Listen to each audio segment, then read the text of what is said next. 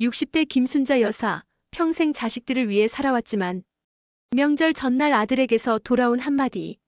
엄마, 이번 명절은 그냥 넘어가요. 텅 빈 집에서 홀로 눈물 흘리던 그녀가 꺼내든 것은 집문서. 자식들이 바라보는 건 자신이 아닌 재산뿐이라는 사실을 깨달은 순간 순자는 놀라운 선택을 합니다. 사연 시작 전 구독과 좋아요 버튼 눌러주시면 사연의 재미가 2배가 됩니다. 사연 이야기 시작합니다. 저는 김순자입니다. 올해로 68이 되었어요. 요즘 들어 자꾸 옛날 생각이 납니다. 특히 아이들이 어렸을 때 말이에요. 그때는 정말 바빴습니다.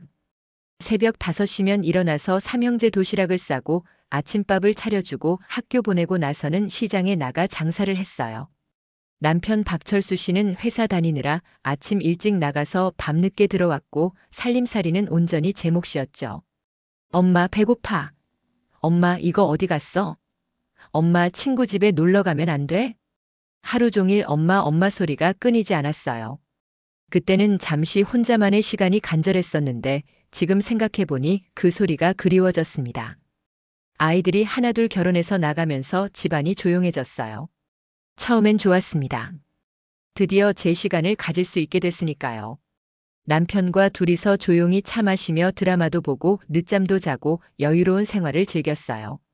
그런데 3년 전 남편이 갑자기 세상을 떠났습니다. 심근경색이었어요. 병원에 실려갔을 때는 이미 늦었다고 하더군요. 그때부터 진짜 혼자가 됐습니다. 매년 명절이 되면 마음이 설레곤 했습니다. 큰아들 상수와 며느리 영희, 둘째 준수와 며느리 미영, 막내 민수와 며느리 수진까지 모두 모이면 집안이 북적거렸거든요. 손주들까지 합치면 10명이 넘는 대가족이 되었어요. 올해도 어김없이 명절 준비를 시작했습니다. 한 달 전부터 계획을 세우고 일주일 전부터는 본격적으로 장을 보기 시작했어요. 이번엔 갈비찜을 해볼까? 아니면 불고기가 나을까? 혼자 중얼거리며 재료를 하나씩 골랐습니다. 상수가 좋아하는 북어전, 준수가 어렸을 때부터 좋아했던 동그랑땡, 민수가 엄마 손맛이라며 칭찬하던 잡채까지 빠뜨리지 않고 준비했어요. 시장에서 만난 이웃 박정숙 씨가 말했습니다. 순자야, 혼자서 이렇게 많이 준비해서 어쩌려고.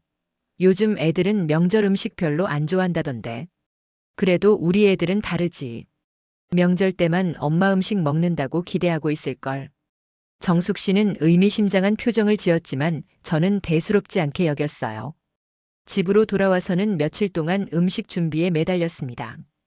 갈비는 하룻밤 재워두고 나물은 7가지나 무쳤어요. 저는 종류별로 부쳐서 냉동고에 보관하고 식혜도 직접 끓였습니다. 이 정도면 충분하겠지? 냉장고를 열어보니 음식으로 가득 찼어요. 혼자서 다 먹기엔 너무 많은 양이었지만 아이들과 손주들이 올 생각을 하니 뿌듯했습니다. 명절 이틀 전 큰아들 상수에게 전화를 걸었어요. 상수야, 엄마야. 엄마. 뭐 하세요? 명절 준비 다 했다. 너희들 몇 시쯤 올 거니? 아, 그거. 엄마 잠깐만요. 전화기 너머로 며느리와 뭔가 이야기하는 소리가 들렸어요. 잠시 후 다시 상수의 목소리가 들렸습니다. 엄마, 이번엔 좀 늦을 것 같아요. 영희 친정도 가야 하고 아이들 학원도 있고 해서요. 그래도 오긴 올 거지? 네, 물론이죠. 그런데 올해는 못 있을 것 같아요. 아쉬웠지만 그래도 온다니까 다행이었어요. 둘째 준수에게도 전화했습니다. 준수야, 명절 때 몇 시에 와? 엄마가 내가 좋아하는 동그랑땡 많이 만들어놨어. 엄마. 미영이가 몸이 좀 안 좋아서요. 이번엔 간단히만 인사드리고 갈게요. 몸이 안 좋다고? 어디가 아픈데? 아, 별거 아니고요. 그냥 피곤한 것 같아요. 이상했어요. 미영이는 워낙 건강한 편인데 갑자기 왜 몸이 안 좋다는 걸까요? 마지막으로 막내 민수에게 전화했습니다. 민수야, 엄마야. 명절 때. 엄마 안녕하세요? 그래. 명절 때 언제 올 거니? 엄마가 잡채도 만들고 갈비찜도 했는데. 그런데 전화기 너머로 한참 침묵이 흘렀어요. 뭔가 이상한 예감이 들었습니다. 엄마. 그게. 왜? 무슨 일이야? 이번 명절은 그냥 넘어가려고요. 뭐? 순간 귀가 잘못 들었나 싶었어요. 엄마, 요즘 코로나도 그렇고 다들 바쁘고 굳이 모이지 않아도 되잖아요. 시대가 바뀌었는데 꼭 명절마다 모여야 하나 싶어서요. 손에 들고 있던 국자가 바닥에 떨어졌습니다. 철컥하는 소리가 조용한 부엌에 울려 퍼졌어요. 민수야, 엄마가 며칠 전부터 준비한 거 알잖니? 너희들 좋아하는 음식들. 엄마 죄송해요. 형들하고도 얘기했는데 다들 바빠서요. 그냥 이번엔 패스하고 다음에 시간 날 때 봬요. 건강하세요. 뚜뚜뚜뚜. 전화가 끊어졌습니다. 저는 한참을 그 자리에 서 있었어요. 무슨 일인지 이해가 안 됐거든요. 명절에 가족이 모이지 않는다니 그런 일이 있을 수 있나요? 가슴이 답답하고 숨이 막히는 것 같았습니다. 며칠 동안 정성껏 준비한 음식들이 냉장고 안에서 차갑게 식어가고 있었어요. 그날 밤 저는 눈물을 흘리며 준비해둔 음식들을 하나씩 냉동고에 밀어 넣었습니다. 갈비찜, 잡채, 각종 전류들. 언제 먹을지도 모르는 음식들이었어요. 명절 당일 아침 평소보다 일찍 잠에서 깼습니다. 몸이 기억하고 있었나 봐요. 명절이면 새벽부터 부엌에서 바쁘게 움직였던 것을요. 하지만 오늘은 할 일이 없었어요. 음식은 이미 다 냉동고에 들어가 있고 올 사람도 없으니까요. 차례상만 혼자서 조용히 차렸습니다. 남편 사진 앞에 간단하게 밥과 국, 나물 몇 가지를 올려놓고 절을 올렸어요. 여보, 아이들이 안 온다네요. 왜 이렇게 됐을까요? 남편 사진은 여전히 온화한 미소를 짓고 있었지만 대답은 없었습니다. 오전 내내 창밖만 바라봤어요. 혹시 아이들이 마음을 바꿔서 올지도 모른다는 희망을 버릴 수 없었거든요. 하지만 정오가 지나고 오후가 되어도 문 앞은 조용했습니다. 그런데 이웃집들은 달랐어요. 김씨댁은 아침부터 자식들 차로 마당이 가득했고 이씨댁도 손주들 소리가 요란했어요. 심지어 혼자 사는 줄 알았던 맞은편 할머니 집에도 자식들이 와 있었습니다. 왜 우리 집만? 마음이 더 쓸쓸해졌어요. 점심때가 되어 냉동고에서 갈비찜을 꺼내 데워 먹었습니다. 혼자 먹으니 맛이 없었어요. 아무리 맛있게 만든 음식도 혼자 먹으면 이렇게 싱거울 수가 없더라고요. 오후에 동네 산책을 나갔습니다. 길에서 만나는 사람들은 모두 가족들과 함께였어요. 젊은 엄마는 아이들 손을 잡고 걸었고 나이 드신 분들은 며느리들과 팔짱을 끼고 산책하셨습니다. 순자 씨, 안녕하세요. 동네 슈퍼 앞에서 이웃 최순희 씨를 만났어요. 아, 순희 씨. 명절인데 나와 있네요. 손주들이 너무 시끄러워서 잠깐 나왔어요. 순자 씨는 혼자세요? 자식들 안 왔어요? 아, 네. 바빠서 못 온다고 하더라고요. 순희 씨는 동정 어린 눈빛으로 저를 바라봤어요. 그 시선이 더 마음을 아프게 했습니다. 요즘 젊은 사람들은 명절을 별로 안 좋아해요. 우리 때와는 다르죠. 위로의 말이었겠지만 더 서글펐어요. 집으로 돌아오니 더 적막했습니다. 남편이 살아있을 때는 둘이서라도 명절을 보낼 수 있었는데 이제는 정말 혼자였어요. 저녁에는 라면을 끓여 먹었습니다. 명절에 라면이라니. 이런 명절은 처음이었어요. 그날 밤 잠이 오지 않아 오랜만에 앨범을 꺼내봤습니다. 아이들이 어렸을 때 사진들이 가득했어요. 첫 번째 사진은 큰아들 상수의 100일 사진이었어요. 남편과 제가 상수를 가운데 두고 웃고 있는 모습이 찍혀 있었습니다. 그때 저는 25이었어요. 어린 나이에 처자아이를 낳아서 정말 정신없이 키웠죠. 이 아이가 얼마나 예쁠까? 매일 그런 생각을 하며 키웠어요. 밤에 울면 업고 달래주고 아플 때는 밤새 간병하고. 그때는 힘들다고 생각했는데 지금 보니 정말 행복한 시간이었나 봅니다. 둘째 준수가 태어났을 때 사진도 있었어요. 상수가 동생을 안고 있는 모습이 너무 귀여웠습니다. 형제가 생겨서 상수도 기뻐했었죠. 형아가 준수 지켜줄게. 5살 상수가 했던 말이 생각났어요. 막내 민수까지 낳고 나니 정말 전쟁 같았습니다. 3형제가 다 개구쟁이라 하루 종일 쫓아다니며 돌봤어요. 빨래는 산처럼 쌓였고 설거지는 끝이 없었죠. 하지만 아이들이 엄마 사랑해라고 말할 때면 모든 피로가 사라졌어요. 사진을 넘기다 보니 아이들의 성장 과정이 한눈에 보였습니다. 유치원 졸업식, 초등학교 입학식, 중학교 체육대회, 고등학교 졸업식. 엄마 고마워요. 엄마가 최고예요. 고등학교를 졸업한 상수가 했던 말이 기억났어요. 그때는 정말 뿌듯했는데 대학에 들어가면서부터 조금씩 달라지기 시작했습니다. 집에 오는 횟수가 줄어들고 전화도 뜸해졌어요. 처음엔 공부가 바빠서 그런가 보다 했는데 시간이 지날수록 그 간격이 더 벌어졌습니다. 결혼하고 나서는 더했어요. 특히 첫째 며느리 영희는 처음부터 저와 거리를 뒀습니다. 어머니, 요즘은 옛날과 달라요. 너무 자주 간섭하시면 안 돼요. 결혼 초기에 영희가 했던 말이었어요. 그때는 신세대 며느리가 그런가 보다 했는데 지금 생각해보니 첫 신호였나 봅니다. 둘째 며느리 미영이는 겉으로는 착했지만 속마음을 알 수 없었어요. 항상 웃으면서 어머니 말씀이 맞아요라고 했지만 진심인지 의문이었죠. 막내 며느리 수진이만 그나마 나았어요.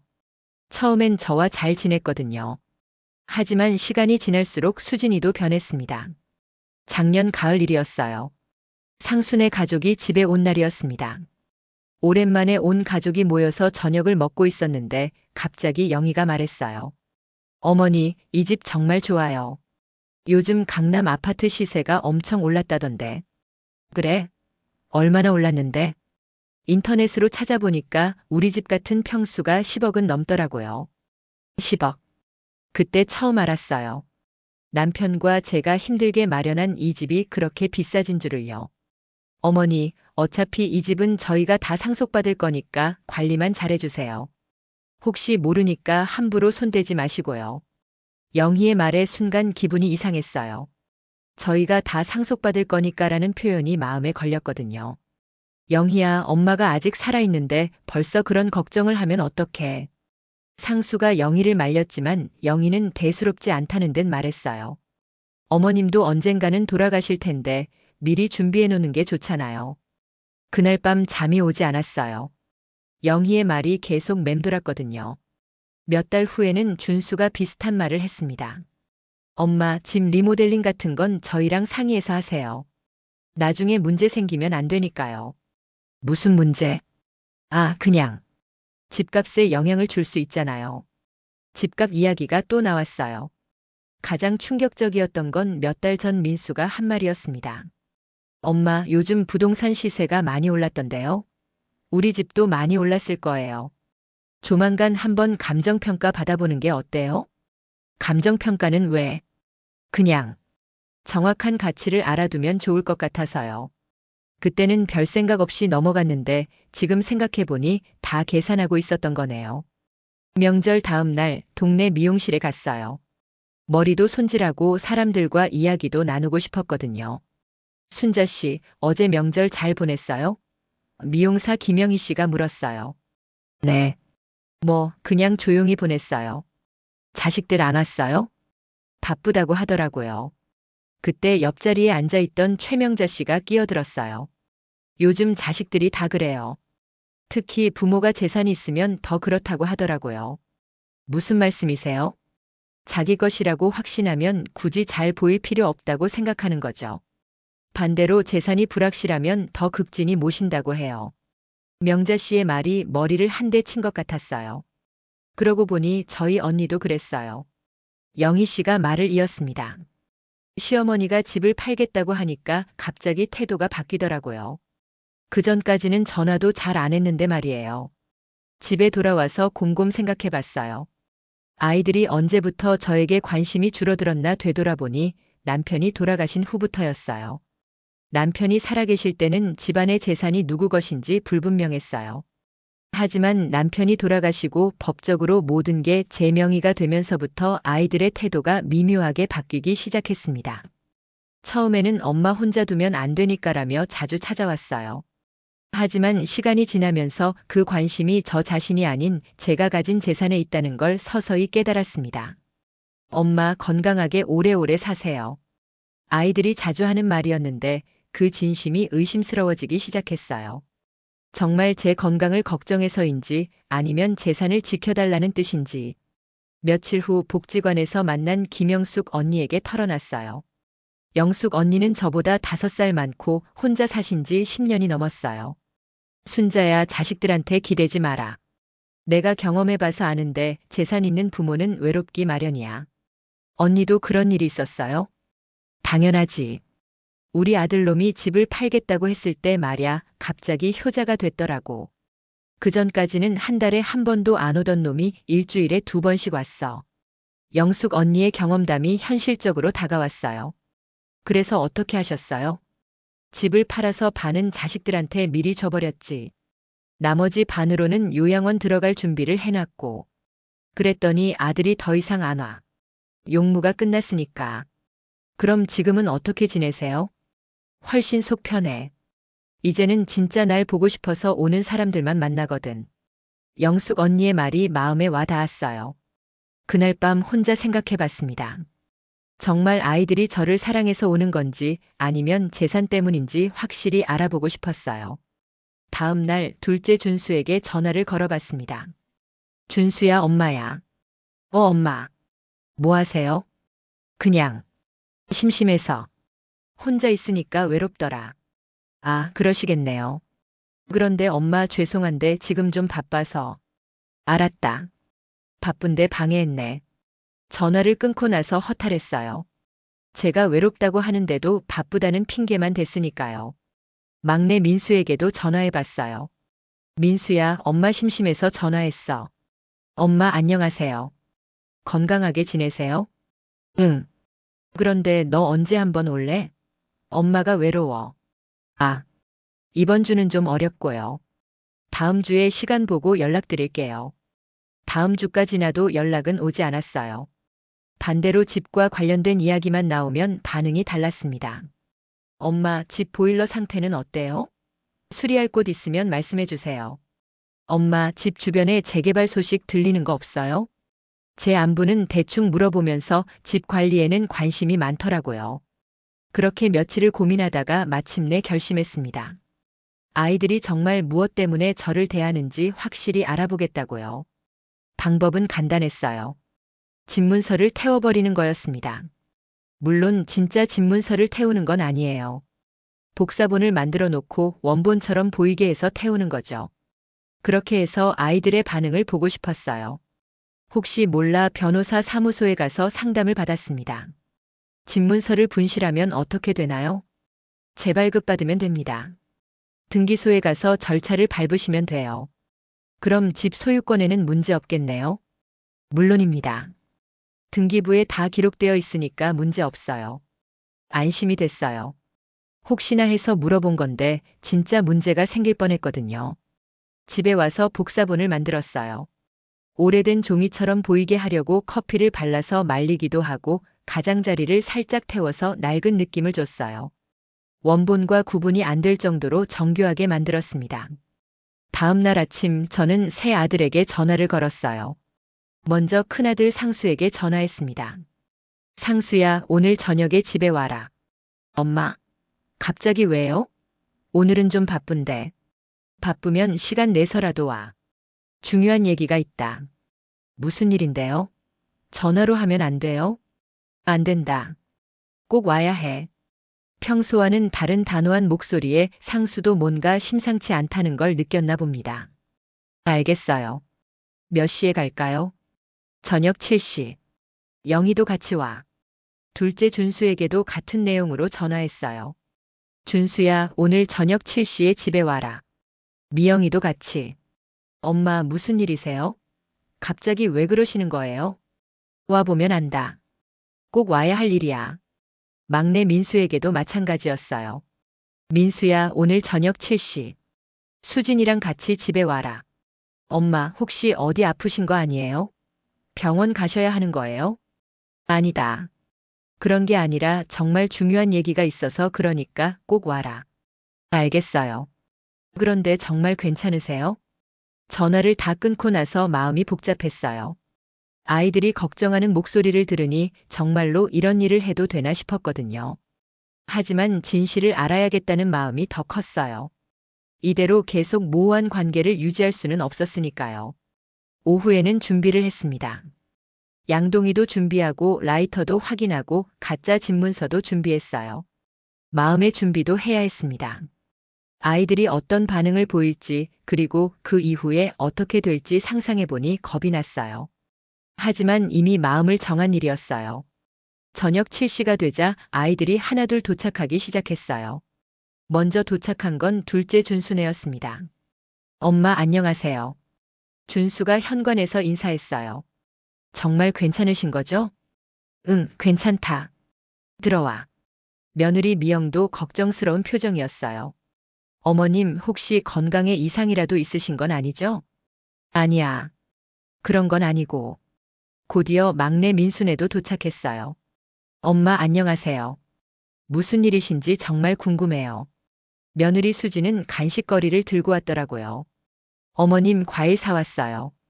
갑자기 부르시니까 뭔가 큰일이라도 생긴 건 아닌지 걱정됐어요. 마지막으로 큰아들 상순애가 도착했어요. 엄마 죄송해요. 좀 늦었네요. 영희가 준비하느라. 며느리 영희는 평소와 달리 조심스러운 표정이었어요. 어머님 몸은 괜찮으시죠? 갑자기 부르시니까 무슨 일인가 했어요. 오랜만에 보는 전체 가족 모임이었어요. 아이러니하게도 명절에는 모이지 않았으면서 제가 부르니까 다들 왔더라고요.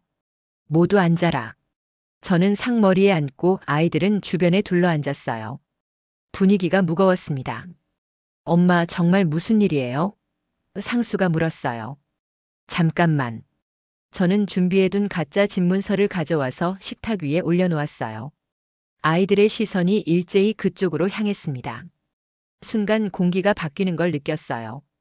아이들 표정이 미묘하게 변했거든요. 엄마, 그게 뭐예요? 준수가 물었지만 이미 무엇인지 다들 알고 있다는 표정이었어요. 너희들이 그렇게 관심 있어 하는 집문서다. 분위기가 더욱 싸해졌어요. 며느리들은 서로 눈치를 보기 시작했고 아들들은 어색하게 웃었습니다. 너희들 이거만 바라보고 있었지? 침묵이 흘렀어요. 아무도 대답하지 않았습니다. 내가 명절에 혼자 밥상 차리며 무슨 생각했는지 아니? 엄마 명절은 정말 바빠서. 민수가 변명하기 시작했어요. 바빠서? 정말 바빠서였니? 저는 하나씩 따져보기 시작했어요. 상수야, 너는 작년에 이 집 관리 잘해달라고 했지? 왜 그런 말을 했을까? 엄마, 그건. 준수야, 너는 리모델링 할 때 상의해달라고 했고, 민수는 감정평가 받아보자고 했지. 아이들 표정이 점점 어두워졌어요. 모두 다 이 집 때문이었구나. 내가 언제 죽을까, 그래서 언제 상속받을까만 생각하고 있었던 거야. 엄마, 그런 게 아니에요. 영희가 급하게 말했어요. 저희가 언제 그런. 아니야? 저는 냉정하게 말했어요. 그럼 명절에 왜 안 왔어? 진짜 바빠서? 아이들은 아무 말도 할 수 없었어요. 영희야, 너는 작년에 어차피 저희가 다 상속받을 거니까라고 했잖아. 그때 내 기분이 어떨 것 같니? 영희 얼굴이 붉어졌어요. 어머님, 그때는 제가 말을 잘못한 게 아니라 진심이었잖아. 너희들 다 내 재산만 바라보고 있었던 거야. 미영이 조심스럽게 입을 열었어요. 어머님, 저희가 정말 그런 의도는 아니었어요. 의도가 아니었다고? 그럼 왜 내가 외롭다고 할 때는 바쁘다고 하면서 집 이야기만 나오면 관심을 보이는 거야? 수진이 눈물을 보이기 시작했어요. 어머님, 정말 죄송해요. 저희가 잘못 생각했나 봐요. 잘못 생각한 게 아니라 처음부터 그게 목적이었잖아. 그때 상수가 일어나며 말했어요. 엄마, 그렇게 생각하시는 거면 저희가 뭘 해도 소용없겠네요. 그래. 이제 알겠니? 저는 미리 준비해둔 양동이를 식탁 옆에 놓았어요. 그리고 라이터를 꺼내 들었습니다. 엄마. 준수가 깜짝 놀라며 소리쳤어요. 뭐 하시는 거예요? 나 이제 더 이상 너희들의 돈줄이 아니야. 그 말과 함께 가짜 집문서를 양동이에 던지고 불을 붙였습니다. 화르르. 종이가 타오르기 시작했어요. 아이들은 모두 충격을 받은 표정으로 일어났습니다. 엄마, 미쳤어요? 영희가 소리쳤어요. 그게 얼마짜리 집인데? 안 돼요. 미영이 불을 끄려고 달려들었어요. 하지만 저는 막았어요. 가만 있어.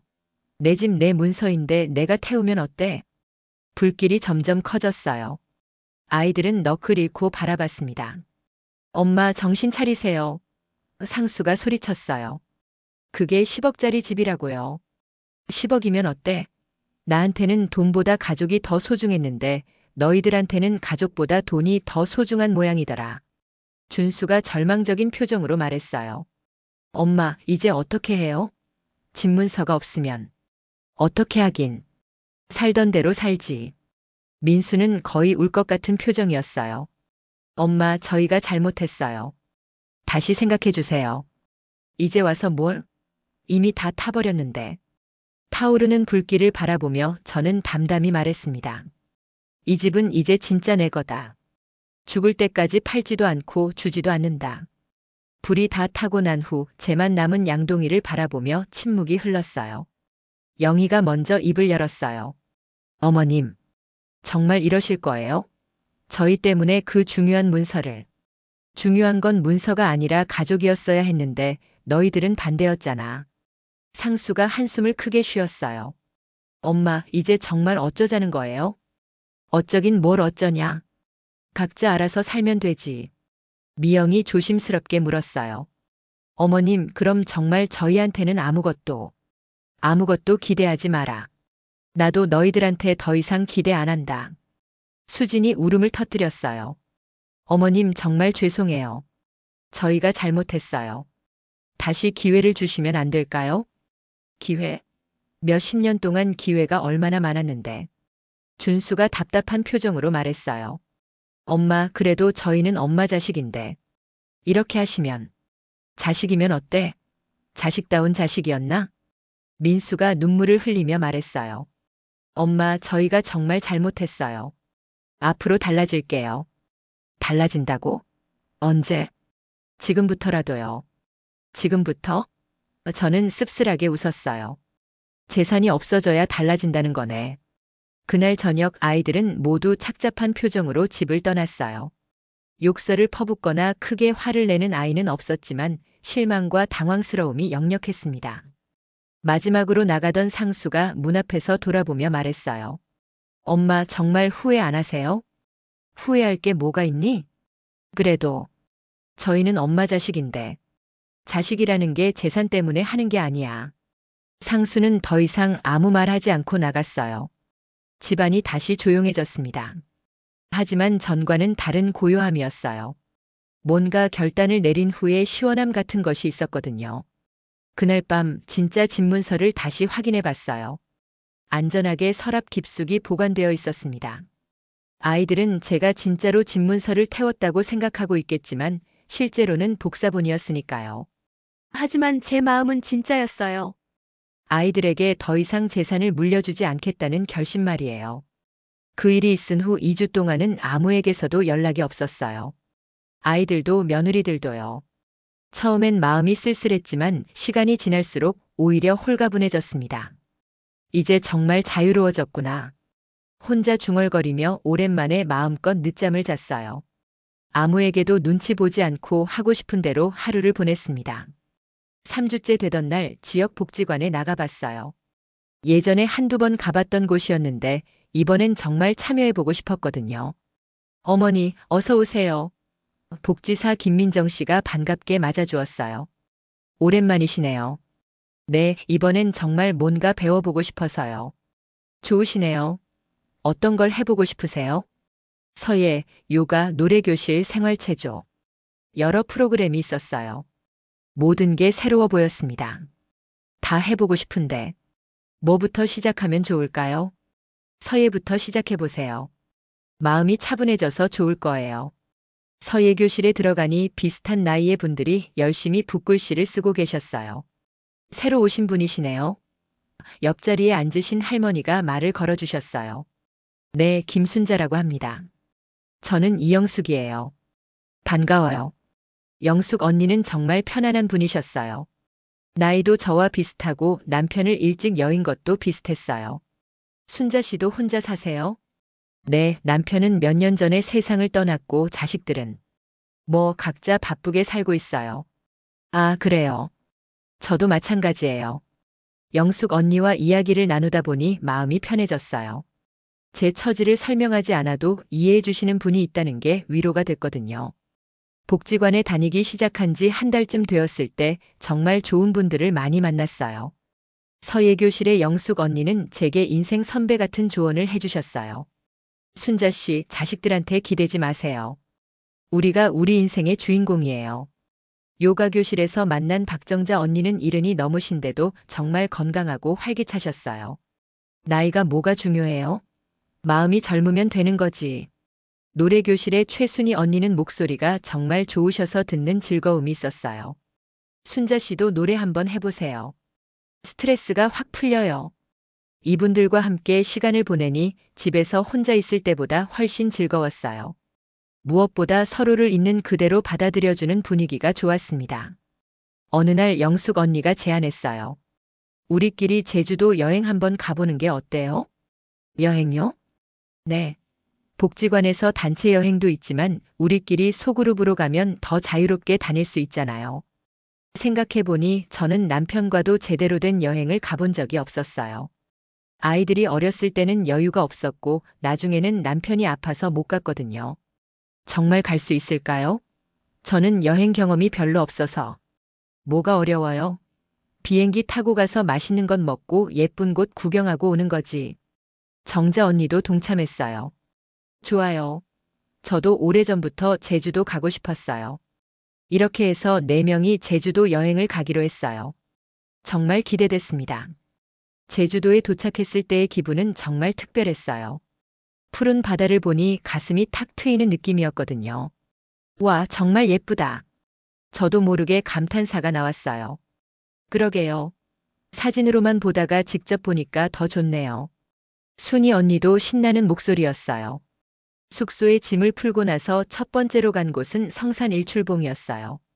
계단을 올라가는 게 힘들었지만 정상에서 내려다본 풍경은 정말 장관이었습니다.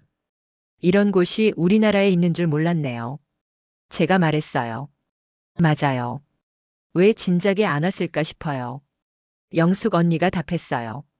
바다를 바라보며 걷는데 마음이 정말 평온했어요. 이런 기분은 언제 느껴봤나 싶었습니다. 남편과 함께 있을 때도 아이들을 키울 때도 항상 누군가를 위해 살았거든요. 이제야 진짜 저 자신을 위해 사는 것 같았어요. 둘째 날에는 한라산 둘레길을 걸었어요. 처음엔 힘들까봐 걱정했는데 생각보다 괜찮더라고요. 운동 부족인 줄 알았는데 아직 괜찮네요. 정자 언니가 웃으며 말했어요. 복지관에서 생활체조 한 보람이 있어요. 저도 뿌듯했어요. 길을 걷다가 예쁜 카페를 발견했어요. 바다가 보이는 곳에 자리를 잡고 커피를 마시며 이야기를 나눴습니다. 이런 여유가 있는 줄 몰랐어요. 순이 언니가 말했어요. 맞아요. 평생 남편하고 자식들 뒷바라지만 하느라 정작 자신은 돌보지 못했네요. 영숙 언니도 공감했어요. 이제라도 알았으니 다행이죠. 정자 언니의 말에 모두가 고개를 끄덕였어요. 3박 4일의 제주도 여행을 마치고 집에 돌아왔을 때 저는 완전히 다른 사람이 된 것 같았어요. 이런 게 진짜 자유구나. 혼자 중얼거리며 여행 사진들을 정리했어요. 언제부터 이렇게 웃는 얼굴로 사진을 찍었나 싶을 정도로 제 표정이 밝아졌더라고요. 집도 다시 정리했어요. 아이들을 위해 쌓아둔 물건들을 정리하고 제가 좋아하는 것들로 채워 넣었습니다. 오랫동안 못 키웠던 화초도 몇 개 사왔어요. 이제는 내가 주인이야. 집안을 둘러보니 정말 그런 느낌이었어요. 복지관 활동도 더 적극적으로 참여했어요. 서예는 기본이고 요가도 하고 노래교실도 나갔습니다. 새로운 것들을 배우는 게 이렇게 즐거운 줄 몰랐어요. 특히 노래교실에서 트로트를 배우는 게 재밌었어요. 순자 씨, 목소리 좋으시네요. 선생님이 칭찬해 주셨어요. 정말요? 제가 노래를 잘한다는 얘기는 처음 들어요. 자신감을 가지세요. 충분히 잘하고 계세요. 집에 와서도 흥얼거리며 노래를 부르곤 했어요.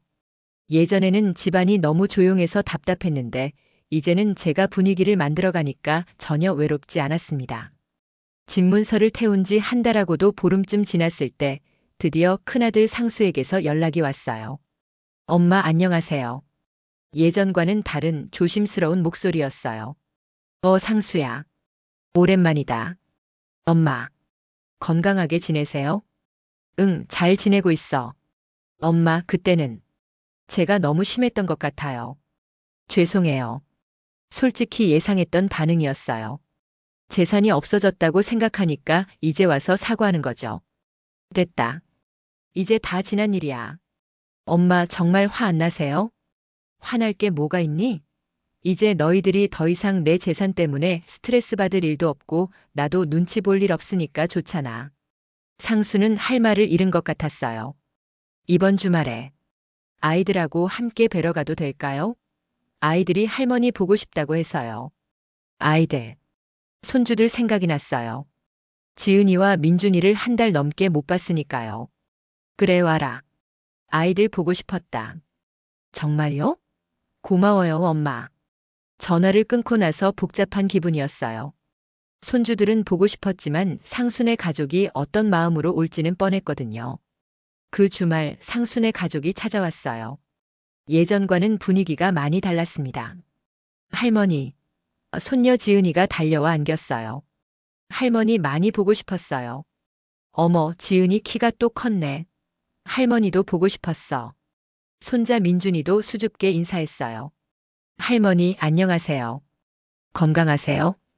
아이들은 변하지 않았어요. 여전히 순수하고 사랑스러웠습니다. 상수와 영희는 전과 다르게 조심스러웠어요. 엄마, 뭔가 좀 달라 보이세요. 더 밝아 보이시는 것 같은데. 그래? 요즘 취미 생활도 하고 친구들도 사귀고 해서 그런가 봐. 친구들요? 응, 복지관에서 만난 분들이야. 같이 여행도 다녀왔어. 영희가 놀란 표정을 지었어요. 어머님이 여행을 다녀오셨다고요? 제주도 다녀왔지. 정말 좋더라. 제가 활기차게 여행 이야기를 하니까 상수가 신기한 듯 바라봤어요. 엄마 정말 많이 달라지셨네요. 뭐가 달라졌는데? 더 자신감 있어 보이시고 행복해 보이세요. 그때 지은이가 말했어요. 할머니, 어디 갔다 오셨어요? 얼굴이 더 좋아 보여요. 할머니가 혼자 여행도 다니고 새로운 친구들도 사귀고 있단다. 와, 진짜요? 너무 멋있어요. 할머니 완전 쿨해요. 아이의 순수한 반응에 마음이 따뜻해졌어요. 상수가 조심스럽게 물었어요. 엄마, 그런데 집은 어떻게 하실 거예요? 지? 그냥 살던 대로 사는 거지. 아, 그게 문서가 없으면. 상수야, 저는 단호하게 말했어요. 그런 걱정은 하지 마라. 내가 살아있는 동안은 내가 알아서 할 거야. 영희가 어색하게 웃으며 말했어요. 어머님, 저희는 정말 그런 걱정 때문에 온 게 아니에요. 정말로 어머님이 궁금해서. 그래? 그럼 다행이다. 그날 오후 우리는 오랜만에 자연스럽게 시간을 보냈어요. 아이들과 게임도 하고 함께 저녁도 먹고요. 하지만 예전과는 뭔가 다른 분위기였어요. 상수와 영희가 저에게 더 정중하게 대했거든요. 일주일 후에는 둘째 준순의 가족이 찾아왔어요. 엄마 안녕하세요. 오랜만이에요. 준수도 전과 다른 목소리였어요. 더 겸손해진 느낌이랄까요. 며느리 미영은 간식을 잔뜩 들고 왔더라고요. 어머님 좋아하실 것 같은 과일이랑 떡 사왔어요. 고맙다. 그런데 이렇게 많이 살 필요는 없었는데. 아니에요. 그동안 자주 못 와서 죄송했어요. 미영의 말에서 진심이 느껴졌어요. 예전에는 형식적인 인사 같았는데 이번에는 정말 미안해하는 것 같았거든요. 준수가 물었어요. 엄마, 요즘 어떻게 지내세요? 외롭지 않으시고요? 외롭긴 뭘 외로워. 요즘 너무 바쁘다. 바쁘시다고요? 복지관 활동도 하고 친구들과 만나고 취미 생활도 하고. 시간이 부족할 지경이야. 제가 서예 작품을 보여주니까 준수가 깜짝 놀랐어요. 엄마, 이거 엄마가 쓰신 거예요? 정말 잘 쓰셨네요. 이제 겨우 기초 배우는 단계야. 선생님이 소질이 있다고 하시더라. 미영도 감탄했어요. 어머님 정말 멋지세요. 저도 나중에 배워보고 싶어요. 그래? 같이 배우면 좋겠다.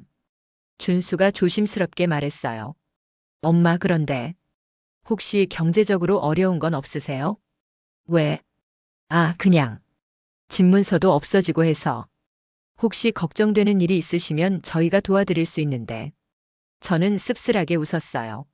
준수야, 나는 괜찮다. 연금도 있고 적금도 있으니까 걱정하지 마라. 그래도 그런 걱정보다는 가끔 안부 전화라도 하면 좋겠다. 준수가 고개를 숙였어요. 죄송해요, 엄마. 앞으로는 자주 연락드릴게요. 며칠 후 막내 민수가 혼자 찾아왔어요.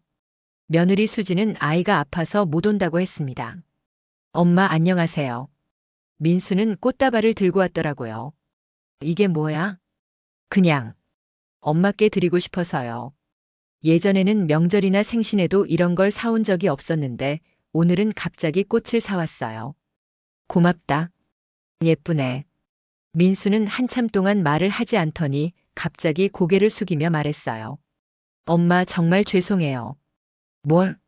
그동안 제가 너무 이기적이었던 것 같아요. 엄마 마음은 생각하지 않고 저희 입장만 생각했어요. 민수의 목소리에서 진심이 느껴졌어요. 이제 와서 뭘? 아니에요. 정말 반성하고 있어요. 특히 명절에 안 간 것. 정말 후회돼요. 후회해봤자 이미 지난 일이야. 엄마 앞으로는 달라질게요. 정말 진심으로요. 달라진다고? 네. 집이나 재산 때문이 아니라 정말 엄마가 궁금하고 보고 싶어서 올게요. 민수의 말을 들으니 마음이 복잡했어요. 한편으로는 기뻤지만 다른 한편으로는 재산이 없어져야 이제서야 진심을 보이나 싶어서 씁쓸하기도 했거든요. 그래. 그럼 좋겠다. 엄마 수진이가 다음 주에 꼭 인사드리러 오고 싶다고 해요. 그때까지 기다려주세요. 알았다. 민수가 돌아간 후 저는 오랫동안 생각에 잠겼어요. 아이들이 변하고 있는 건 분명했어요. 하지만 그 변화가 진짜인지 아니면 일시적인 건지는 좀 더 지켜봐야 할 것 같았습니다. 그로부터 한 달 정도 지났을 때 정말 놀라운 변화가 시작됐어요. 먼저 상수부터였습니다. 일주일에 한 번씩 안부 전화를 하기 시작했어요. 엄마, 오늘 날씨 좋네요. 산책 나가세요. 엄마, 복지관 활동 재미있게 하고 계세요? 엄마, 건강한 음식 드시고 계세요?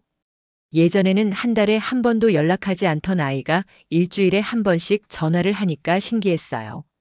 준수는 더했습니다. 갑자기 집에 자주 들르기 시작했어요. 엄마, 마트 가는데 필요한 거 있으세요? 엄마, 병원 가시는 날 저희가 모셔다 드릴까요? 엄마, 오늘 저녁 같이 드실래요? 미영이가 음식 해왔어요. 민수는 아예 복지관 활동에 관심을 보이기 시작했어요. 엄마, 서예 작품 한번 보여주세요. 엄마, 복지관 친구분들과 언제 또 여행 가세요? 저희가 준비해 드릴 수 있는 거 없을까요? 이런 변화들을 보면서 저는 계속 생각했어요. 정말 진심일까? 아니면 그냥 죄책감 때문일까?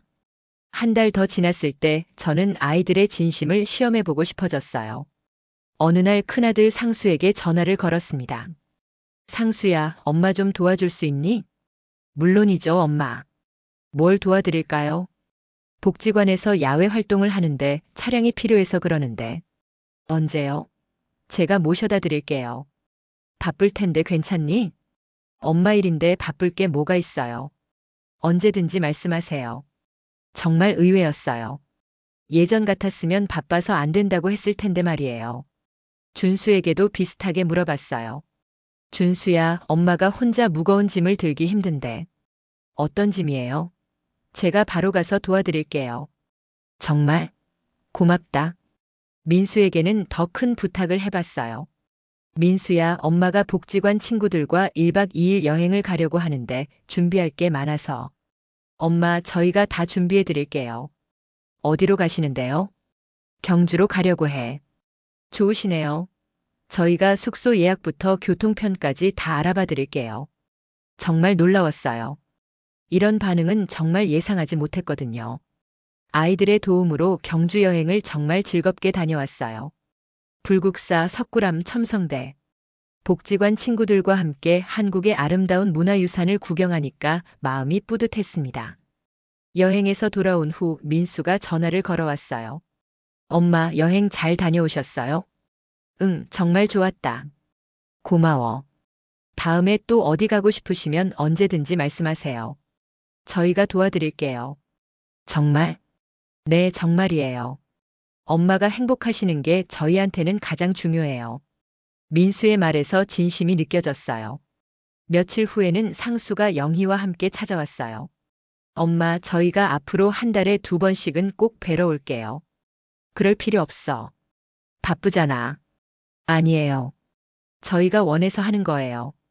영희도 예전과는 완전히 다른 모습이었어요. 어머님, 제가 그동안 정말 죄송했어요. 앞으로는 정말 어머님을 존경하는 마음으로 모시겠어요. 영희야, 괜찮다.